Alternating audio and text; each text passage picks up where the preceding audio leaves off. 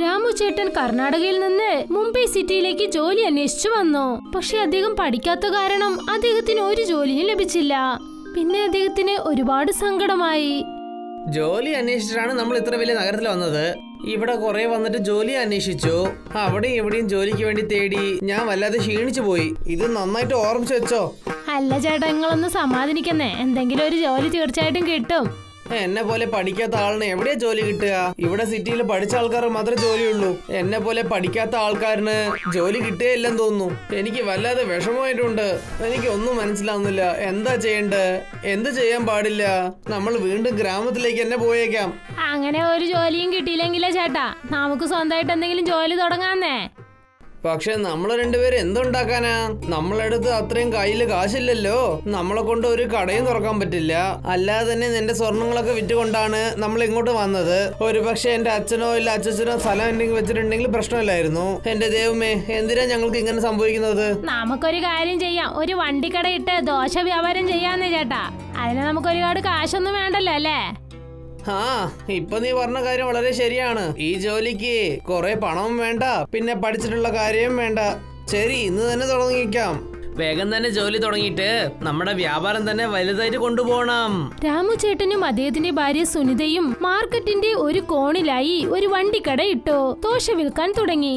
വരൂ വന്ന് നല്ല മുറ ദോശ കഴിച്ചിട്ട് പോകാം. സുനിതയുടെ ശബ്ദം കേട്ട് ചില കസ്റ്റമേഴ്സ് അവിടേക്ക് വന്നു. പിന്നെ ഒരു ദോശ ഇടാനായി പറഞ്ഞു. അല്ല അമ്മേ, നിങ്ങൾ പുതിയതായിട്ട് കട തുടങ്ങിയതാണോ? അതെ, ഇന്നാ ഇത് തുടങ്ങിയത്. ശരി, ഒരു ദോശയുടെ വില എന്താ? ഇന്നാ ആദ്യത്തെ ദിവസമല്ലേ, അതുകൊണ്ട് ഞങ്ങൾ ആരുടെ കയ്യിൽ നിന്നും കാശ് വാങ്ങിക്കില്ലെന്നേ. നിങ്ങൾ ആദ്യം ഈ ദോശ കഴിച്ചു നോക്ക്, എന്നിട്ട് എങ്ങനെയാണെന്ന് മാത്രം പറയേ. രാമു ചേട്ടൻ കസ്റ്റമേഴ്സിന് ദോശ ചുട്ടു നൽകി. എല്ലാരും വളരെ ആശയോടെ കഴിച്ചു. അവർക്ക് ദോശ ഒരുപാട് ഇഷ്ടപ്പെട്ടു. നിങ്ങൾ ചുട്ടുതന്ന ഈ ദോശ വളരെ നന്നായിട്ടുണ്ട്. നിങ്ങൾ യഥാർത്ഥത്തിൽ വലിയൊരു ഹോട്ടലിലെ ചെഫ് ആയിരിക്കണം. അയ്യോ, അത് തന്നെ. എനിക്ക് ഈ കട തന്നെ വലുതാണ്. ഒരുപക്ഷെ നിങ്ങൾക്ക് ദോശ ഇഷ്ടപ്പെട്ടാൽ എപ്പോഴും ഇവിടെ വന്ന് തന്നെ എന്റെ ദോശ കഴിച്ചോളൂ. നിങ്ങളും കഴിച്ചോളൂ, പിന്നെ നിങ്ങളുടെ കുട്ടികൾക്കും വാങ്ങിച്ചു കൊടുത്തോളൂ. ഞങ്ങൾ കടയിൽ ചുടുന്ന ദോശ ഒരു പ്രാവശ്യം നിങ്ങൾ കഴിച്ചാൽ മതി. എപ്പോഴും നിങ്ങൾ സന്തോഷത്തോടെ ഉണ്ടാവും.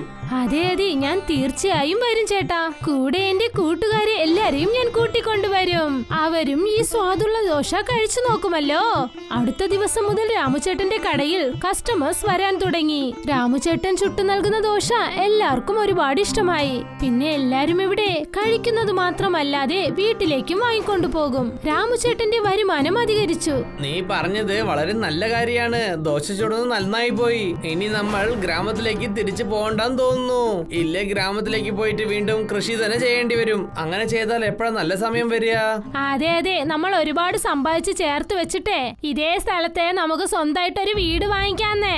ആ മണ്ടന്റെ കയ്യിൽ അങ്ങനെ എന്ത് മായമന്ത്രം ഉള്ളതെന്ന് അറിയുന്നില്ല. നമ്മളെ കസ്റ്റമേഴ്സ് ഒക്കെ നമ്മുടെ ഹോട്ടൽ വിട്ടിട്ട് അവന്റെ കടയിൽ പോയിട്ടാണ് കഴിക്കുന്നത്. വേഗമായിട്ട് എന്തെങ്കിലും ചെയ്തേ പറ്റുള്ളൂ. ഇല്ലെങ്കിൽ ആ മണ്ടൻ എന്റെ എല്ലാ കസ്റ്റമറും അവടുത്തേക്കും. മനസ്സിലായോ? ഹോട്ടൽ മുതലാളി രാമുചേട്ടന്റെ കട പൂട്ടാനായി പദ്ധതി ഒരുക്കി. മറ്റൊരു വശത്ത് രാമുചേട്ടന്റെ കടയിലെ കച്ചവടം അധികരിച്ചു. രാമുചേട്ടന്റെ കയ്യിലുണ്ടായിരുന്ന ദോശ ഉണ്ടാക്കാനുള്ള സാധനങ്ങളെല്ലാം തീർന്നുപോയി. അയ്യോനോട് ക്ഷമിക്കു ചേട്ടാ, ഇന്ന് എന്നെ കൊണ്ട് നിങ്ങൾക്ക് ദോശ തരാൻ പറ്റില്ല. കൊണ്ടുവന്ന മൊത്ത ദോശയും തീർന്നു പോയി. പക്ഷെ നാളെ തൊട്ട് ഞാൻ അധികം മാവ് കൊണ്ടുവന്നേക്കാം. എന്നാലേ സാധനങ്ങളൊക്കെ തീരാണ്ട് നിൽക്കുള്ളൂ. ഇന്ന് ആർക്കൊക്കെ ദോശ കിട്ടിയില്ലെങ്കിലോ നാളെ എല്ലാവർക്കും സാമ്പാർ ചട്നി എക്സ്ട്രാ ആയിട്ട് തന്നേക്കാം. ഇന്ന് ആരൊക്കെ കഴിക്കാണ്ട് പോയോ അവർക്കാണ് പറഞ്ഞത്. രാമുചേട്ടൻ അന്നുണ്ടാക്കിയ എല്ലാ കാശും എടുത്തുകൊണ്ട് തന്റെ ഭാര്യയോടൊപ്പം വീട്ടിലേക്ക് പോയി. നാളെ തൊട്ട് നമ്മൾ കുറച്ച് കഷ്ടപ്പെടേണ്ടി വരും. ഇല്ലെങ്കിൽ കസ്റ്റമേഴ്സിന് വല്ലാതെ കഷ്ടമാവും. പാവം ദോശ കഴിക്കാൻ വേണ്ടി വന്നു, മാവില്ലാത്തത് കൊണ്ട്. ഒരു പക്ഷെ ഇങ്ങനെ തന്നെ പോകുന്നവരുണ്ടായാൽ പിന്നെ കസ്റ്റമേഴ്സ് ആരും തിരിച്ചിങ്ങോട്ട് വരില്ല. അടുത്ത ദിവസം രാമുചേട്ടൻ ഒരുപാട് സാധനങ്ങൾ വാങ്ങിക്കൊണ്ടുവന്നു. ദോശ ചെയ്യാൻ തുടങ്ങി. അദ്ദേഹത്തിന്റെ വരുമാനം കണ്ടിട്ട് അടുത്തുള്ള കടക്കാരന്മാരൊക്കെ അദ്ദേഹത്തിന്റെ കടയിൽ കുപ്പ കൊണ്ടിട്ടു. അവരുടെ കടയിലെ കച്ചവടം നിർത്താൻ നോക്കി. പക്ഷേ രാമുചേട്ടൻ എല്ലാം ശരിയാക്കി. അപ്പോൾ മഴ പെയ്യാൻ തുടങ്ങി. രാമുചേട്ടന്റെ അടുപ്പ് അണഞ്ഞുപോയി. എന്താ ഇത്, മഴ വന്നിട്ട് ഇങ്ങനെ പ്രശ്നം തരുന്നുണ്ടല്ലോ. 2 പ്രാവശ്യമാണ് അടുപ്പ് കത്തിച്ചത്, 2 പ്രാവശ്യം അണഞ്ഞു പോയല്ലോ. ഇതെന്താ ചെയ്ത സമയമാണോ? രാമുചേട്ടൻ വീണ്ടും ശ്രമിച്ചു. പക്ഷെ എന്നാലും ആ മഴയത്ത് അടുപ്പ് കത്തിയില്ല. അവർക്ക് ആകെ വിഷമമായി. അതുകൊണ്ട് അവര് കട മൂടിയിട്ട് വേഗം വീട്ടിലേക്ക് വന്നു. ഇത് കണ്ട മറ്റുള്ള കടക്കാരന്മാർക്ക് ആകെ സന്തോഷമായി. എനിക്കെന്തോ നമ്മുടെ കട മൂടിപ്പോകുന്നാണ് തോന്നുന്നത്. ഇത്രയും മഴയിൽ നമ്മുടെ വിറകുകളൊക്കെ നനഞ്ഞിട്ടുണ്ടാവും. എപ്പോഴൊക്കെ അടുപ്പ് പത്ത് വെക്കുന്നോ ഇതുപോലെ എന്തെങ്കിലും സംഭവിക്കുന്നുണ്ട്. അങ്ങനെ കടയിൽ നമ്മളെ കൊണ്ട് ദോശ ഇടാൻ പറ്റിയില്ലെങ്കിലേ കുഴപ്പമില്ല, വിഷമിക്കണ്ടെന്നേ. നമുക്ക് വീട്ടിൽ തന്നെ ദോശ ഉണ്ടാക്കി കൊണ്ടുപോകാം. അടുത്ത ദിവസം മുതൽ രാമുചേട്ടൻ വീട്ടിൽ ദോശ ഉണ്ടാക്കി കൊണ്ടുപോയി. പക്ഷെ അത് പോകുന്ന വഴിയിൽ തണുത്തുപോയി. മഴ പെയ്തത് കാരണം അത് നനഞ്ഞും പോയി. അതുകൊണ്ട് കസ്റ്റമേഴ്സിന് ദോശ ഇഷ്ടപ്പെട്ടില്ല. അവരൊക്കെ ദോശ കഴിക്കാതെ തിരിച്ചുപോയി. ഇത് ദോശയാണോ അല്ല പാനിപൂരിയാണോ? ദോശ വെള്ളത്തിൽ നനഞ്ഞിരിക്കുകയാണല്ലോ. എനിക്ക് ഈ ദോശ വേണ്ട. ഇങ്ങനെ കസ്റ്റമേഴ്സ് തിരിച്ചു പോകുന്നത് കണ്ട് രാമുചേട്ടൻ ആകെ വിഷമമായി. മഴ അധികരിച്ചത് കാരണം കടലിലെ വെള്ളം അധികരിച്ചു. ഒരുപാട് മീനുകൾ, ആമകൾ എല്ലാം മുകളിലേക്ക് വന്നു. അതിലൊരു വലിയ ആമ തലതിരിഞ്ഞു പോയി. അത് നേരെയാകാൻ ഒരുപാട് ശ്രമിച്ചു. രാമുചേട്ടൻ വെള്ളത്തെക്കുറിച്ച് ഓർമ്മിക്കാതെ വെള്ളത്തിലിറങ്ങി ആ ആമയെ തിരിച്ചുവിട്ടു. നീ കാണാൻ ഒരുപാട് വിഷമിച്ചിരിക്കുകയാണല്ലോ. എന്നെ കൊണ്ട് നിന്റെ വിഷമം മാറ്റാൻ പറ്റും. നിങ്ങളെ കൊണ്ട് ഈ പെയ്യുന്ന മഴ നിർത്താൻ പറ്റുമോ? ഇല്ല, മഴ പെയ്യുന്നത് എന്നെ കൊണ്ട് നിർത്താൻ സാധിക്കില്ല. പക്ഷെ എന്നെ കൊണ്ട് നിനക്ക് അങ്ങനെ ഒരു പൗഡർ നൽകാൻ പറ്റും. അത് നീ ദോശക്കുടയായി ഉപയോഗിച്ച് നിന്റെ കഷ്ടങ്ങളൊക്കെ മാറ്റിയെടുക്കാം. പക്ഷേ ദോശക്കോടയും മഴയിൽ നനഞ്ഞ് നാശമായി പോവല്ലോ.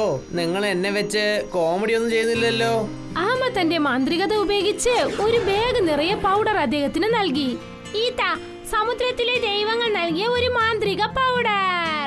ഈ പൗഡർ ഉപയോഗിച്ച് എന്റെ ഈ കവചം എത്ര ബലമായിരിക്കുന്നുവോ അതുപോലെ നിന്റെ ദോശക്കൊടയും നല്ല സ്ട്രോങ്ങും സ്വീറ്റും ആയിരിക്കും.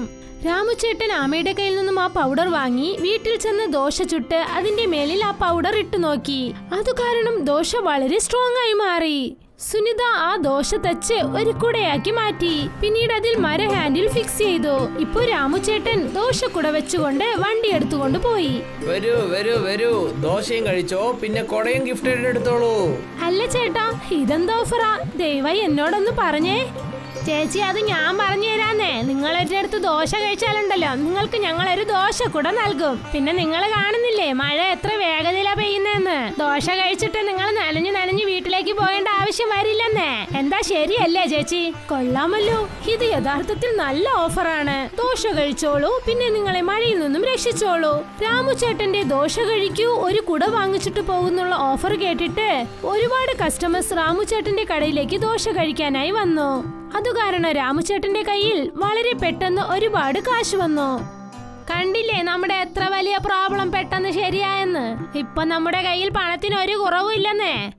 ആ, നമ്മുടെ പ്രോബ്ലം ഒക്കെ തീർന്നു പോയി. പക്ഷെ ഈ നഗരത്തിൽ ഇതുപോലെ കുറെ പാവങ്ങളുണ്ടല്ലോ. അവരുടെ അടുത്ത് ഒരു കുട വാങ്ങാൻ പോലും പൈസ ഉണ്ടാവില്ലല്ലോ. നമ്മൾ അവരെ സഹായിക്കാം. നമ്മളിത് തീർച്ചയായിട്ടും ചെയ്തേ പറ്റുള്ളൂ. ഇവിടെ ഏതെങ്കിലും ഒരു പാവപ്പെട്ടവൻ വിശപ്പോടെ പോവുകയാണെങ്കിൽ നമുക്ക് അവര് വെറുതെ ഒരു ദോശ കൊടുത്തേക്കാം. ആരെയും വിശപ്പോടെ ഉറങ്ങാൻ വിടാൻ പാടില്ല. രാമുചേട്ടനും സുനിതയും ഒരുപാട് ദോശക്കുടകൾ ചെയ്തു. പട്ടണത്തിലെ പാവപ്പെട്ട കുട്ടികൾക്ക് അവരത് നൽകി. വളരെ പെട്ടെന്ന് തന്നെ പട്ടണത്തിൽ രാമുചേട്ടൻ ദോശക്കുടക്കാരൻ എന്ന പേരിൽ അറിയപ്പെട്ടു. ആനന്ദ്പുർ ഗ്രാമത്തിൽ നദിയുടെ നടുവിലായി ഒരു പ്രസിദ്ധമായ ക്ഷേത്രമുണ്ടായിരുന്നു. ആ ക്ഷേത്രത്തിനു പുറത്ത് വെങ്കട്ട് ഒരു ചെറിയ സ്റ്റാൾ വെച്ചിരുന്നു. ഈ സ്റ്റാളിൽ അദ്ദേഹം ഇഡ്ലി, വട, പിന്നെ ദോശ വ്യാപാരം ചെയ്തുകൊണ്ടിരുന്നു. ക്ഷേത്രത്തിലേക്ക് വരുന്ന ഭക്തന്മാർ വെങ്കട്ടിന്റെ കടയിൽ നിന്നാണ് ആഹാരം കഴിക്കുക. ചേട്ടാ, ഒരു മസാല ദോശ തരൂ, പിന്നെ 2 പ്ലേറ്റ് സാമ്പാർ വടയും വേണം. നിങ്ങൾ ഇരിക്കും സാർ, ഇതിപ്പോ കൊണ്ടുവരാം. വെങ്കട്ടിന്റെ ഭാര്യ ദോശ ചെയ്ത് നൽകും. പിന്നെ വെങ്കട്ട് കസ്റ്റമേഴ്സിന് അത് കൊടുക്കും. വെങ്കട്ട് എല്ലാ കസ്റ്റമേഴ്സിനോടും വളരെ സ്നേഹത്തോടെയാണ് പെരുമാറുക. ജനങ്ങൾക്ക് വെങ്കട്ടിന്റെ ദോശ സ്റ്റാളിൽ ദോശ കഴിക്കാൻ ഒരുപാട് ഇഷ്ടമാണ്. ഇവിടെ നോക്കൂ ചേട്ടാ, എനിക്കും 2 ദോശ തരൂ. തീർച്ചയായിട്ടും സുഹൃത്തെ, നിങ്ങൾ ഇരിക്കൂ, ഇതാ ഞാൻ തരാം, നല്ല ചൂടുള്ള ദോശ. വെങ്കട്ടും പൂജയും ചേർന്ന് ഒന്നിച്ചാണ് ജോലി ചെയ്യുക. അതുകൊണ്ട് അവരുടെ വ്യാപാരവും നന്നായിരുന്നു. രണ്ടുപേരും അവരുടെ വ്യാപാരത്തിൽ ഒരുപാട് സന്തോഷിച്ചു. മോനെ, വരൂ വരൂ മുത്തശ്ശ, നിങ്ങൾ ഇരിക്കൂ, ഞാൻ എന്തെങ്കിലും കൊണ്ടുവരാം നിങ്ങൾക്ക്. വെങ്കട്ട് ദിവസവും ആ പാവപ്പെട്ട അപ്പൂപ്പന് ആഹാരം നൽകുമായിരുന്നു. പക്ഷെ ഇക്കാര്യം തന്റെ ഭാര്യ പൂജയ്ക്ക് ഒട്ടും ഇഷ്ടമില്ലായിരുന്നു. ഇദ്ദേഹത്തിന് എന്തിനാ ദിവസവും ഇങ്ങനെ ആഹാരം കൊടുത്ത് പഠിപ്പിക്കുന്നത്? ഇദ്ദേഹം ദിവസവും ഫ്രീ ആയിട്ട് കഴിക്കാനായി എത്തുന്നു. പൂജ, വിശപ്പെന്ന് വരുമ്പോൾ ഭക്ഷണം കൊടുക്കുന്നതിൽ നമുക്ക് ഒരു തെറ്റില്ലല്ലോ. ശരി, എന്ന് വെച്ച് നിങ്ങൾ ഫ്രീ ആയിട്ട് ആഹാരം കൊടുത്തില്ലെങ്കിൽ അദ്ദേഹം മരിച്ചു പോകുമോ? അദ്ദേഹം വേറെന്തെങ്കിലും വഴി കാണില്ലേ? ആ ദൈവം നമ്മൾക്ക് കുറെ തന്നിട്ടുണ്ട്. മറ്റുള്ളവരെ സഹായിക്കുന്നതിൽ നമ്മൾ ഒരു തെറ്റില്ലെന്നാണ് എനിക്ക് തോന്നുന്നത്.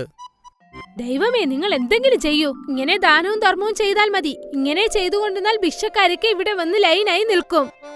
എന്നെ കൊണ്ട് പറ്റുന്നവരെ ഞാൻ ചെയ്തോളും. ബാക്കിയുള്ളത് ദൈവം നോയിക്കോളും. വെങ്കട്ട് ആ പാവപ്പെട്ട അപ്പൂപ്പന് 2 ഇഡ്ഡലിയും വടയും പിന്നെ കുറച്ച് ചട്നിയും വെച്ചു കൊടുത്തു. ആ ദൈവം നിനക്ക് നല്ലത് തന്നെ ചെയ്യട്ടെ മോനെ. ആ വയസ്സായ അപ്പൂപ്പൻ കഴിക്കാൻ തുടങ്ങി. അപ്പോഴാണ് അവിടേക്ക് ആ ക്ഷേത്രത്തിലെ പൂജാരി വന്നത്. അദ്ദേഹത്തെ കാണാൻ നല്ല വണ്ണിച്ചായിരുന്നു.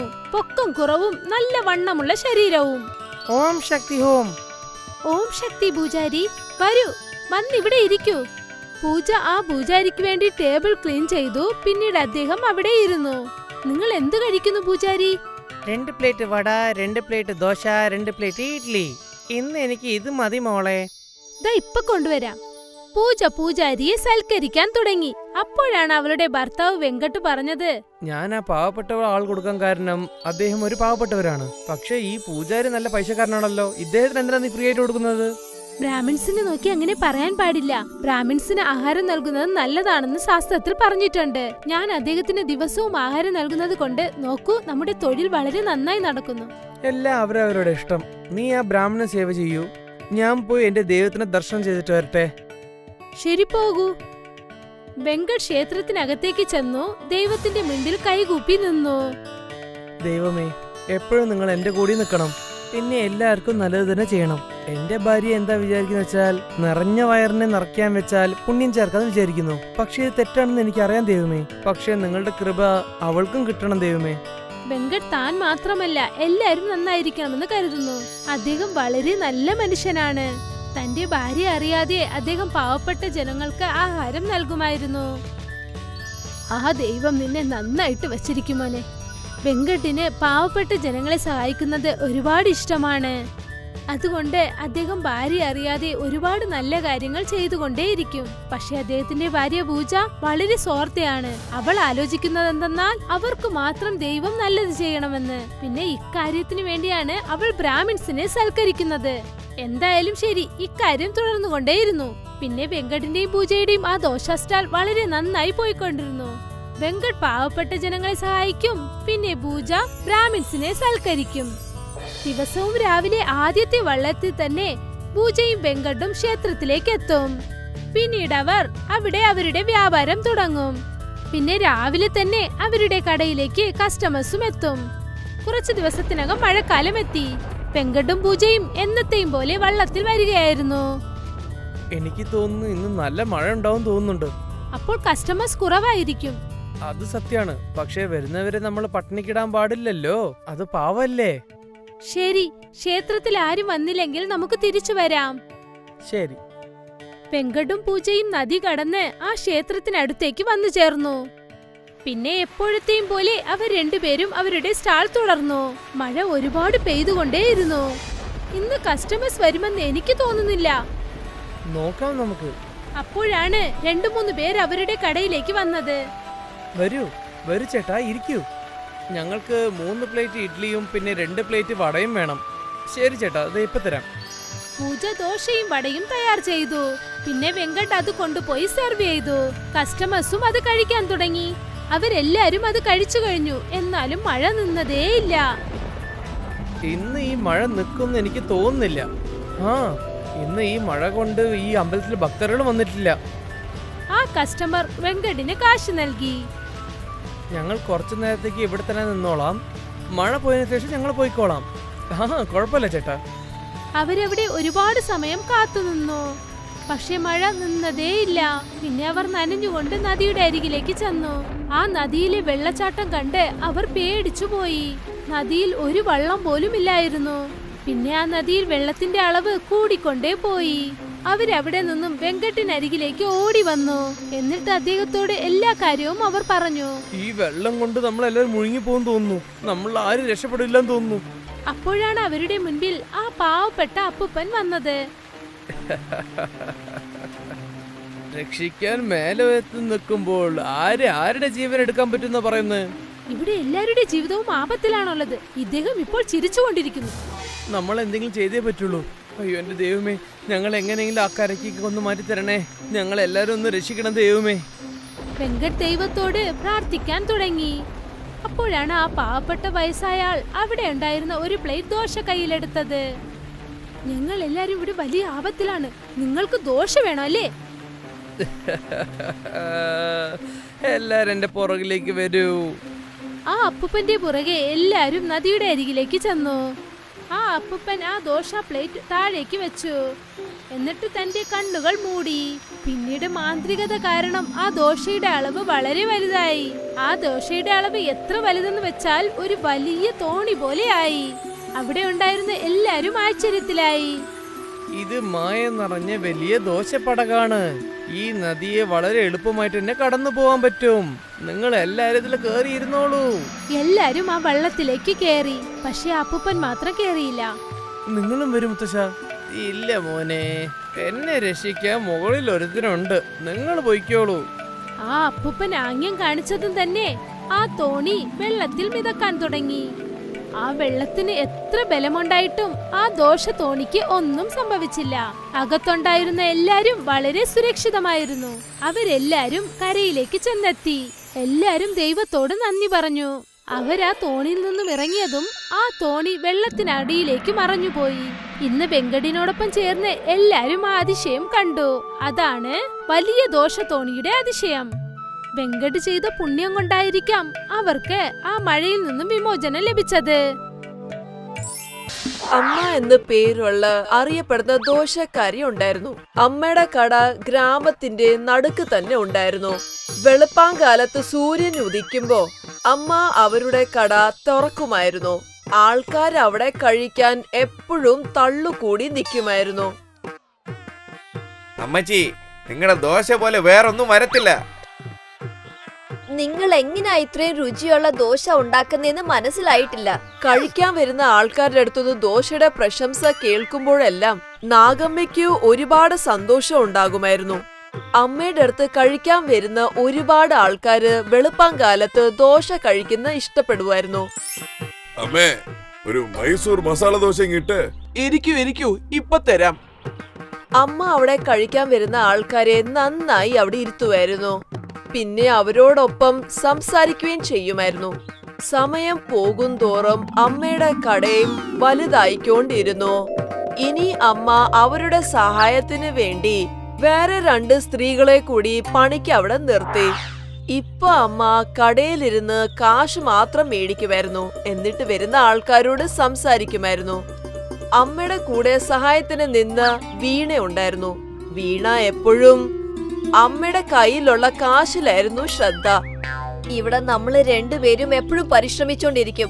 എന്നിട്ട് അവിടെ അമ്മയെ നോക്കിക്കേ, അവിടെ ഇരുന്ന് കാശ് എണ്ണുവാ. എന്നിട്ട് നമുക്ക് എന്ത് കിട്ടുന്നു? നമുക്കിവിടെ ശമ്പളം കിട്ടുന്നില്ലേ? അതുകൊണ്ട് എന്ത് ചെയ്യാനാ? അവിടെ നോക്കിക്കേ, അമ്മയുടെ കയ്യിൽ എന്തുമാത്രം കാശാ ഉള്ളത്. അത് അവരുടെ പണമല്ലേ? ഒന്നുവരെങ്കിലും ഇത്രയും വർഷമായിട്ട് അവരെ പരിശ്രമിച്ചതല്ലേ? അതുകൊണ്ടല്ലേ ഇത്രയും വലിയൊരു കട നടത്തുന്നത്. അത് തന്നെയല്ലേ ഞാൻ ഇപ്പൊ നിന്നോട് പറയുന്നത്. നമുക്കും നമ്മുടേതായ ഒരു സ്വന്തം കടയൊക്കെ വേണ്ടേ? വേണ്ട, എന്നെ കൊണ്ട് അതൊന്നും പറ്റില്ല. എനിക്ക് ഈ കിട്ടുന്ന ശമ്പളമൊക്കെ ധാരാളം. വീണ ഒരുപാട് പറഞ്ഞു മനസ്സിലാക്കിക്കാൻ നോക്കി. പക്ഷെ ലക്ഷ്മിയാണെങ്കിലോ അതൊന്നും കേൾക്കാൻ കൂട്ടാക്കിയില്ല. വീണ ഒരുപാട് നാള് അവളുടെ കടയുണ്ടാക്കാനുള്ള സ്വപ്നം കണ്ടോണ്ടിരുന്നു. അവസാനം ഒരു ദിവസം വീണ അവളുടെ സ്വന്തമായ ദോശക്കട തുടങ്ങി. അമ്മയുടെ ദോശ 10 രൂപയാണെങ്കിൽ വീണ അവിടെ ദോശ 8 രൂപയ്ക്ക് വിൽക്കാൻ തുടങ്ങി. പതുക്കെ ആഹാരം കഴിക്കുന്ന ആൾക്കാരെ തള്ള് വീണയുടെ ദോശക്കടയുടെ അടുത്തേക്ക് വരാൻ തുടങ്ങി. ഇത് കണ്ടപ്പോ വീണ ഒരുപാട് സന്തോഷിച്ചു. പക്ഷേ താമസിക്കാതെ അവളുടെ മനസ്സിൽ അഹങ്കാരം വന്നു. അമ്മ വളരെ പാവമായ ഒരു സ്ത്രീയായിരുന്നു. അവര് അവിടെ വരുന്ന ആൾക്കാരോട് മര്യാദയോട് കൂടിയായിരുന്നു സംസാരിച്ചത്. പക്ഷെ ഇപ്പോ വീണയ്ക്ക് അഹങ്കാരം ശരിക്കും കൂടി. ചേച്ചി, ഒരു മസാല ദോശ തന്നേ. അതെ ഇപ്പൊ തരാം. പക്ഷെ ഒരു 10 മിനിറ്റ് നിക്കേണ്ടി വരും. ശരി ചേച്ചി. അവള് പലപ്പോഴും അവിടെ വരുന്ന ആൾക്കാരെ അവിടെ നിർത്തുമായിരുന്നു. ഇന്നാ നിന്റെ മസാല ദോശ. ചേച്ചി, കുറച്ച് ചമ്മന്തി ഇങ്ങ് തന്നേ. പച്ച ചട്നിയൊക്കെ അതിനകത്ത് ഇട്ടിട്ടുണ്ട്, ഇനി എത്ര എണ്ണം? വീണ പലപ്പോഴും അവിടെ കഴിക്കാൻ വരുന്ന ആൾക്കാരുമായിട്ട് വഴക്കുണ്ടാക്കുമായിരുന്നു. കുറച്ചു നാളിന് ശേഷം വീണയുടെ അഹങ്കാരം കൂടി വന്നു. അവളെ കൊണ്ട് എന്ത് ചെയ്യാനും കഴിയുമെന്ന് അവൾ അഹങ്കരിച്ചു. എന്തു ചെയ്താലും ആൾക്കാർ അവിടെ തന്നെ വരുമെന്ന് വിശ്വസിച്ചു. കാരണം എന്റെ വില ഇവിടെ കുറവാണല്ലോ, അതുകൊണ്ട് കഴിക്കാൻ വരുന്ന ആൾക്കാര് എന്റെ കടയിൽ മാത്രമേ വരൂ. എല്ലാ ദിവസവും പുലർച്ചയ്ക്ക് 6 മണിക്ക് കട തുറന്ന് ഞാൻ ക്ഷീണിച്ചു പോയി. ഒരു പണി ചെയ്യാം, നാളെ തൊട്ട് രാവിലെ 7:30 തുറക്കാം. ആൾക്കാര് കുറച്ചു നേരം കാത്തിരുന്നു വെച്ച് കുഴപ്പമൊന്നുമില്ല. എനിക്ക് കുറച്ചു നേരം അധികം ഉറങ്ങാമല്ലോ. ഇനി അടുത്ത രാവിലെ എല്ലാ ദിവസവും പോലെ അമ്മയുടെ കട തുറന്നു. പക്ഷേ വീണയുടെ കട ഇപ്പോഴും മൂടിയിട്ടുണ്ട്. ഇത് കണ്ട് കഴിക്കാൻ വന്ന ആൾക്കാര് അമ്മയുടെ കടയിലേക്ക് പോയി. കടയിൽ നിന്ന ആൾക്കൂട്ടം കണ്ട് അമ്മ അവരുടെ ബുദ്ധി ഉപയോഗിച്ചു. എന്നിട്ട് അവിടെ കിട്ടുന്ന ദോശയുടെ വില 8 രൂപയാക്കി മാറ്റി. രാവിലെ വീണ 7:30 കട തുറന്നു. എപ്പോഴും കഴിക്കാൻ വരുന്ന ആൾക്കാർ അവിടെ എത്തിയപ്പോ 2 കടയിലും ദോശയുടെ വില 8 രൂപയാണ് കണ്ടത്. അടാ, അമ്മച്ചി വിലയെല്ലാം കുറച്ചിരിക്കുന്നു. അമ്മയുടെ അടുത്ത് ദോശ കഴിച്ചിട്ട് ഒരുപാട് നാളായി. എന്നിട്ട് ദിവസം മുഴുവനും ആൾക്കാരുടെ തള്ള് അമ്മയുടെ കടയിൽ മാത്രമായിരുന്നു. ഇവിടെ വീണയുടെ കടയിലോ കൂടി വന്ന 1-2 ആള് വരും. വീണയുടെ മനസ്സിൽ അസൂയ തോന്നി. ആ കാരണം കൊണ്ട് മാത്രം അവള് ആൾക്കാരോട് വഴക്കിടാൻ തുടങ്ങി. നിന്റെ ദോശയൊന്നും എനിക്ക് വേണ്ട, നീ തന്നെ കഴിച്ചോ. അവിടെ നിന്ന ആൾക്കാര് അമ്മയുടെ കടയിലേക്ക് പോയി. ഇന്നമ്മ ഒരുപാട് സന്തോഷിച്ചു. കാരണം ഒരിക്കൽ കൂടി അവരുടെ വ്യവസായം വളരെ ഭംഗിയായിട്ട് നടന്നു. പക്ഷെ വീണ അസൂയ കാരണം അമ്മയെ ഒരുപാട് പ്രാഗി. കുട്ടികളെ, ഈ കഥയില് അമ്മ ഒന്നും ചെയ്തിട്ടൊന്നുമില്ല. പക്ഷേ വീണയുടെ അഹങ്കാരം കൊണ്ട് മാത്രം അവള് നടത്തിയിരുന്ന വ്യവസായം തകർന്നു പോയി. വീണ ആദ്യം തന്നെ ആൾക്കാരുമായിട്ട് നന്നായി ഇടപെട്ട് അഹങ്കാരം ഇല്ലാതെ സംസാരിച്ചാൽ അവളുടെ വ്യവസായം ഇന്ന് നന്നായിട്ട് നടന്നുപോയേനെ. അതുകൊണ്ടാണ് പറയുന്നത്, അഹങ്കാരം മനുഷ്യനെ തകർക്കുക മാത്രമേ ചെയ്യൂ.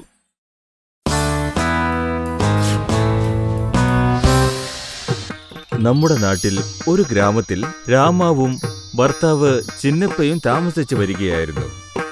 രണ്ടുപേരും ആ ഗ്രാമത്തിലെ ഒരു കൃഷിസ്ഥലത്ത് ജോലി ചെയ്ത് അവരുടെ കുടുംബം നയിച്ചു വരികയായിരുന്നു. രമയ്ക്കും ചിന്നപ്പനും ഒരു മകനും ഒരു മകളുമുണ്ടായിരുന്നു. അവര് രണ്ടുപേരും മക്കളെ വളർത്തി വലുതാക്കി വലിയ നിലയിൽ എത്തിക്കണമെന്ന് സ്വപ്നം കണ്ടുകൊണ്ടിരിക്കുകയായിരുന്നു. പക്ഷെ ഇതിനിടയ്ക്ക് ചിന്നപ്പയ്ക്ക് പെട്ടെന്ന് അസുഖം ബാധിക്കുകയുണ്ടായി. അദ്ദേഹത്തിന്റെ അസുഖം കൂടുതലായിക്കൊണ്ടിരുന്നു. അപ്പോൾ രമയായിരുന്നു കൃഷിസ്ഥലത്ത് ജോലി ചെയ്തുകൊണ്ടിരുന്നത്. കുട്ടികളെ നോക്കേണ്ട ഉത്തരവാദിത്തവും ഒറ്റയ്ക്ക് നേരിടേണ്ടി വന്നു.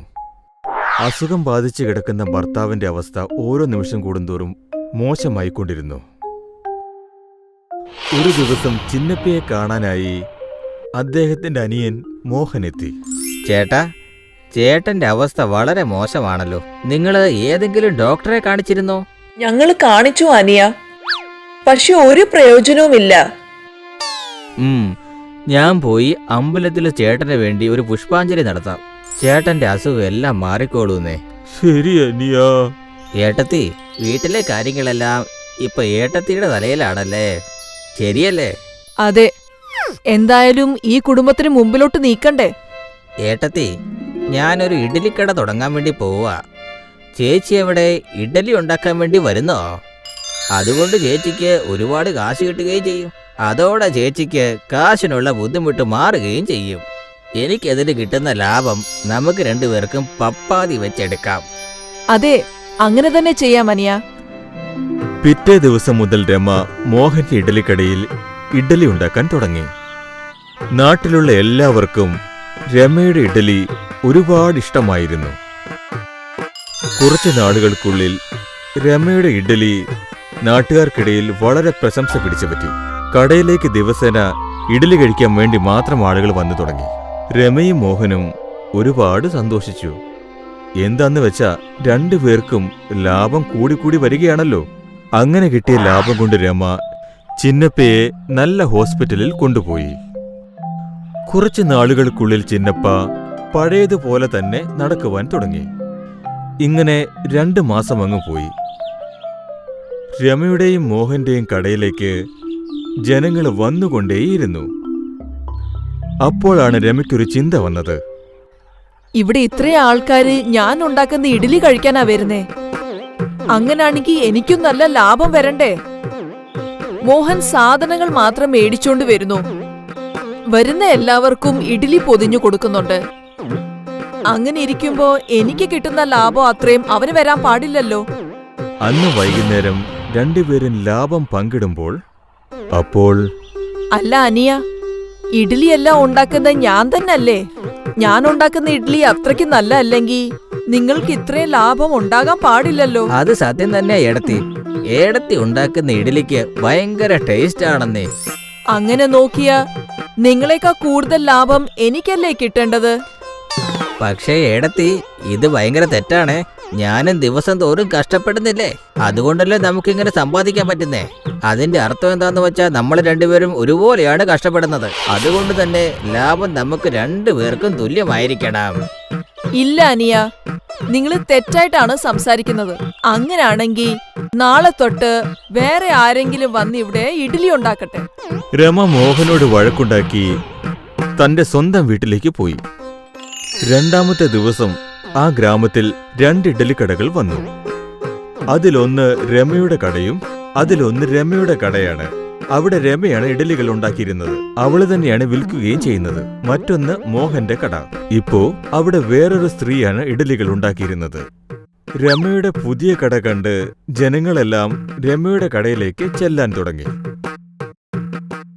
പക്ഷേ രമ ഒറ്റയ്ക്കായതുകൊണ്ട് ഇത്രയും പേരെ അവൾക്കൊറ്റയ്ക്ക് ശ്രദ്ധിക്കാൻ കഴിഞ്ഞില്ല. അവസാനം അവള് തളർന്നുപോയി. അപ്പോ ഗ്രാമത്തിലുള്ളവരെല്ലാം മോഹന്റെ കടയിലേക്ക് പോയി. എന്താന്ന് വെച്ചാൽ മോഹൻ എപ്പോഴത്തെയും പോലെ തന്നെ വരുന്നവർക്കെല്ലാം വളരെ ഭംഗിയായി തന്നെ ഇഡ്ഡലി കൊടുത്തു. ഇങ്ങനെ കുറച്ച് ദിവസങ്ങൾ കൂടി കടന്നുപോയി. രമ നോക്കുമ്പോ ജനങ്ങളെല്ലാവരും മോഹന്റെ കടയിൽ പോയാണ് ഇഡ്ഡലി കഴിക്കുന്നത്. അപ്പോൾ രമ ഏകാന്തയായിരുന്ന് അയ്യോ, ഞാൻ എന്തിനാ ഇങ്ങനെയൊക്കെ ചെയ്തത്? ഞാൻ വിചാരിച്ചത് ഇഡ്ഡലി ഉണ്ടാക്കുന്ന ആളായിരിക്കും വലിയതെന്ന്. പക്ഷേ അങ്ങനല്ല. മോഹൻ വരുന്ന ആൾക്കാരോടെല്ലാം നല്ലോണം സംസാരിക്കുന്നു. ഞാൻ മോഹന്റെ കൂടെ തന്നെ ഉണ്ടായിരുന്നെങ്കിൽ ഇത്രയും സമയത്തിനുള്ളിൽ ഒരുപാട് കാശുണ്ടാക്കിയേനെ. ഞാൻ ഉണ്ടാക്കിയ ഈ ഇഡ്ഡലിയെ ആരും തിരിഞ്ഞു നോക്കിയതുപോലുമില്ല. രമയ്ക്ക് അവൾ ഉണ്ടാക്കുന്ന ഇഡ്ഡലിയിൽ ഭയങ്കര അഹങ്കാരമായിരുന്നു. പക്ഷെ അതിപ്പോൾ മാറി. ഇതിനാണ് പറയുന്നത്, അഹങ്കാരം എന്ന് പറയുന്നത് കണ്ണാടി പോലെയാണ്. അതെപ്പോൾ വേണമെങ്കിലും തകരാവുന്നതാണ്.